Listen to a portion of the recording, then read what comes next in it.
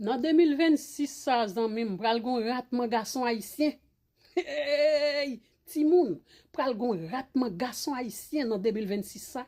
Parce que l'autre nation qu'on si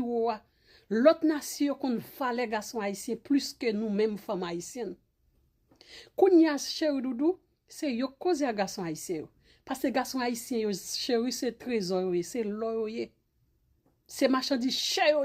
parce que les yo avec ou yo avec à tout yo même les yo avec ou yo pas contrôler de l'argent à faire yo paye bill yo occupe yo prend soin sans réfléchir garçon haïtien les yo avec une femme yo pas dans 50-50 parce que bon garçon haïtien yo pas besoin crasse femme yo pas besoin femme fait un pour yo que respect obéissance occupation c'est ça yo besoin dans mes femmes après fin ba yo trois bagay ça y a prend soin y a occupé y a payer bill y a fort y a chouchouté y a fait tout bagay pour ou même femme cap maltraiter garçon haïtien ou a besoin yon là dans année 2026 ça cher doudou ou pas besoin ratement garçon haïtien en 2026 là